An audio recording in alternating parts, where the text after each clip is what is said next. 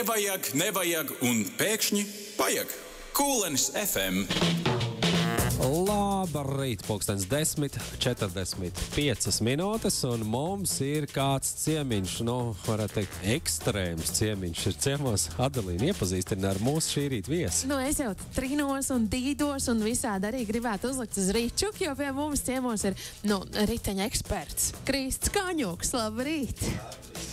Vai mēs varam tevi saukt par riteņa ekspertu? Vai es te tā tev pieteicu jau par skaļu vai par klusu? Es domāju, ka var.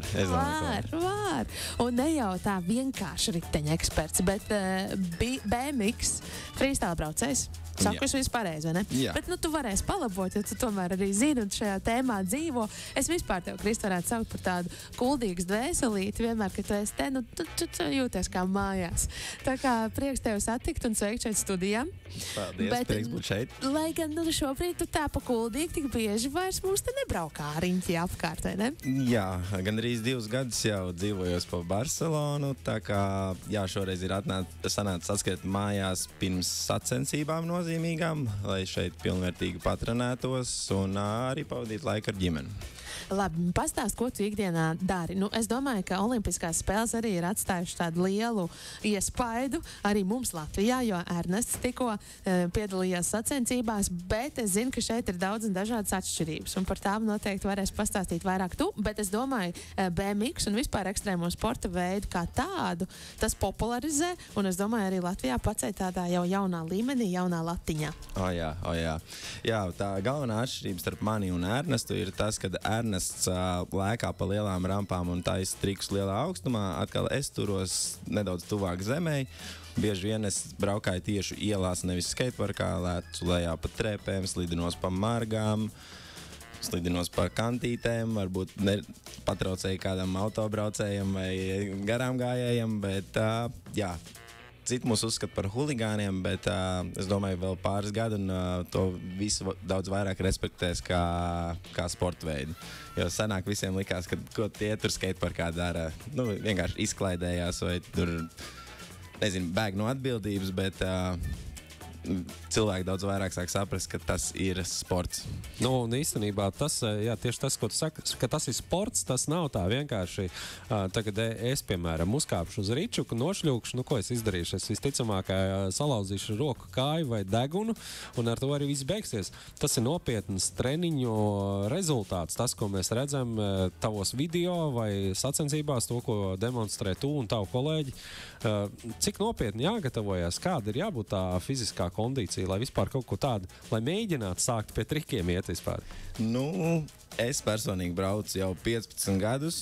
Šāda līmeņa sacensībās, kas man ir priekšā, sāk piedalīties, varētu teikt, gadus 3 atpakaļ, varbūt nedaudz ilgāk.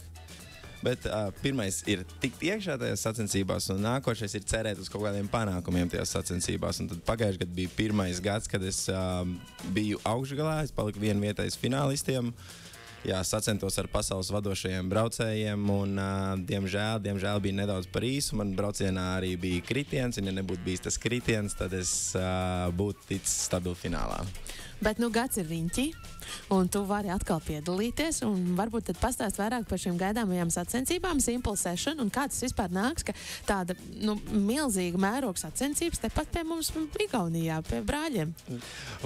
Sākumā sacensības bija vienkārši Baltijas valsts pārstāvjiem, latvieši, lietuvieši brauca uz Tartu, viss aizsākās Tartu, lēnām sacensības apauga ar vairāk un vairāk braucējiem, jo kaut kā Eiropā izskanēja tālāk tas vārds, tad varbūt sacensību organizatori saņēma lielāku finansējumu un varēja paaicināt cilvēkus arī no Amerikas vai no kādiem citiem kontinentiem. Un 24 gadus vēlāk sacensības ir tik liels, ka ekstrēmo sporta veidu vidē visi zina par tām, un visiem, kas vēlas piedalīties sacensībās, tas ir tāds kā mērķis, līdz kuram nonāk. Amerikā ir X Games, kur tiek piedalīties tikai aicinātie braucēji, bet tur ir aptuveni 10 braucēji. Tad šeit ir kopā aptuveni 100 sportisti, aptuveni 50 skateri, 50 BMX-eri. un man ir tas pagodinājums būt vienam no viņiem. Tātad šis nav tikai Eiropas stāsts, šis ir pasaules mēroga. Pasaules vadošie braucēji, tie, kas arī piedalās tajos X-Games, tie paši braucēji arī ir šeit. Vai kāds no olimpiskā spēļu sastāvā arī šeit būs redzams un satiekams? Nē, jo Olimpiskajās spēlēs pagaidām ir tikai BMX park, un tas, ko mēs darām, ir BMX street. Bet nākošais gadu uz 25 gadu jubileju Simple Sessions atgriezīsies lielajā Tallinas arēnā. Es atceros, ka sanāk tā bija Saku arēna, tagad man šķiet viņi ir pārdēvēti citādāk, bet jā, tur atgriezīsies un tad būs gan streets, gan parks, bet mūs nevērtē kopā. Gadus atpakaļ mūs met visus vienā katlā, bet jau tas viss ir attīstījies tik tālu, ka mūs sadala streets un parks, jo arī sadalot tā ir grūti novērtēt, jo nav konkrēti kritērija, tas drīkst dot tik punkts, tik un tik.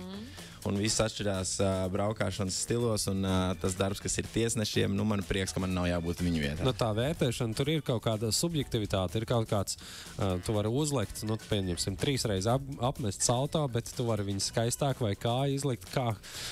Es arī priecājos, ka es neesmu tiesnesis. Es skatījos olimpiādē, kā tu vari izvērtēt, kur tu tās 100 daļas vai 10 daļas, kā tu viņas var sadalīt? Tieši tā, tas ir ļoti sarežģīti, un viss ietekmē, cik tīri tu uztaisi to triku, cik augstu, cik ātri tu brauc, cik daudz tu pa vidu minies, un ļoti daudz dažādas lietas. Jā, tiesnesim atliek pamirkšķināt acis nepareizā mirklī un neredzēt, cik skaisti tu piezemējies. Tieši tā, tieši tā. Bet īstenībā cerēsim arī, ka tieši tavs tā sporta veida paveids arī tiks iekļauts olimpiskajās. Es ļoti ceru, ka tās varētu būt nākošās olimpiskās spēles, jo skateboard streets jau ir iekšā, un līdz ar to mums nav vajadzīgs atsevišķs skateparks. Mēs varam braukt tajā pašā skateparkā, līdz ar to ļoti ceru, ka tas notiks. Es cerēju jau uz šo olimpiādu, bet nē, cerams, ka būs nākošajā. Nu labi, mums ir uz ko tiekties, bet tikmēr jāgatavojas tādam jau pasākumam, kurš pavisam drīz nākošajā nedēļas nogalē. Nē, šajā? Viņš notiek 24. un 25. augustā. Šo piekdienu, tas ir rīta Rīgā Sporta centrā, notiek latviešiem kvalifikācija, kur varēs kvalificēties vēl viens BMXers un vēl viens skaters. Tā kā, ja ir interese, tad droši dodaties rīt uz Sporta centru. Es neatceros tieši, cikos notiek, bet to var Instagramā noteikti aplūkot Sporta centra kontā. Un, jā. Bet kā tad kvalificējies tu? Mani paņēma iekšā jau par labiem sasniegumiem iepriekšējos gados. Tā kā esmu to savu vārdu pietiekami uzbūvējis, lai nebūtu jāiet vēl vienai kārtai cauri, bet esmu pat taisno iekšā. Bez manis ir arī viens skateboardists, Artūrs Bogdanovičs, kā citiem viņš zināms, Mr. Boga. Arī viņš ir iekšā bez kvalifikācijas. Nē, brīnišķīgi, vēl kāds pārstāvs jau. Mēs te redzējām Madaru. Tā var būt. Jā, es nezinu, varētu būt, ka Madars arī šogad ir sarakstā. Madars ir superstārs visā pasaulē, tā kā tas ir pagodinājums Simple Sessionam, ja Madars tur ierodās. Tad gaidīsim mēs arī viņu tur un, protams, novēlēsim veiksmi. Tātad, kas jāņem vērā klausītājiem, kur vēlas doties?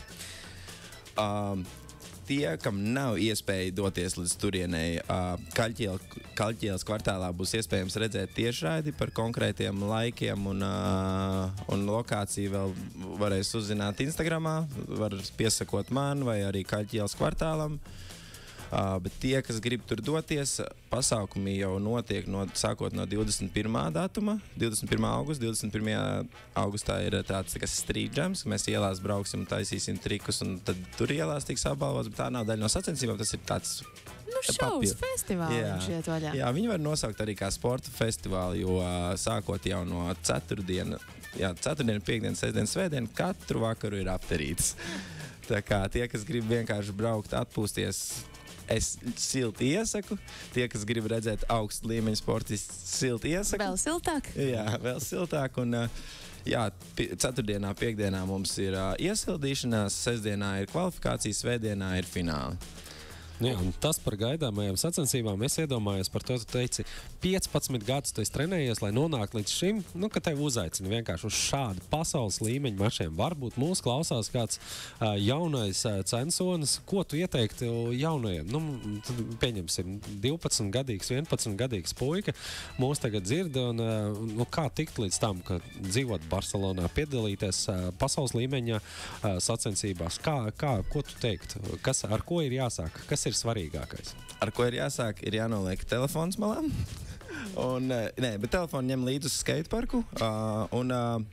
Kad tu esi tur, mēģini nofilmēt visu, ko tu dari. Jo filmēšanas procesā tu sevi pušos uz priekšu, lai iemācītos jaunus trikus, kaut ko tu vēl nemāki.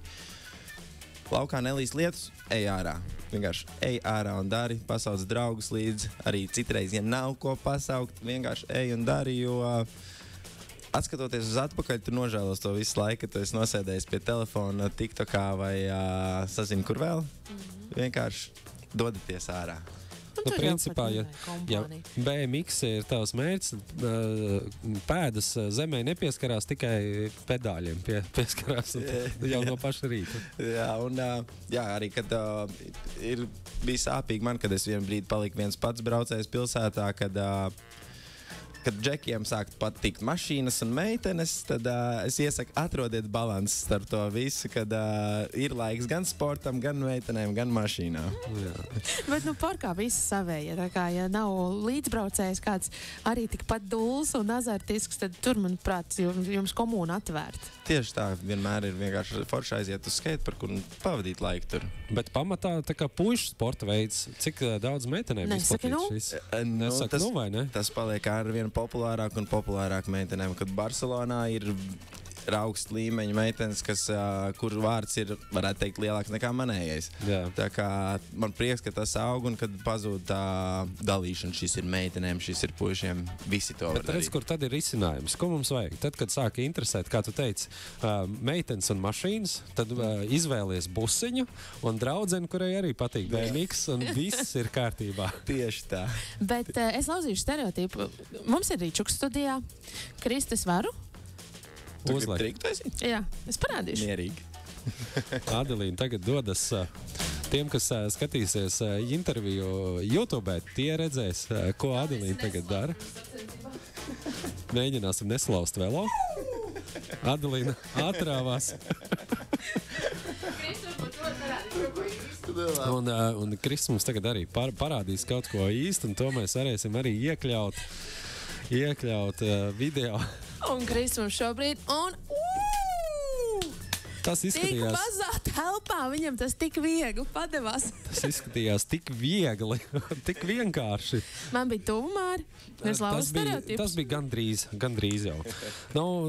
Noslēgumā, cik minūtes jāpavada, lai šādu triku iemācītos, kā to nu pat izpildīja? Wow! Zin kā, katram tas nāk savā tempā.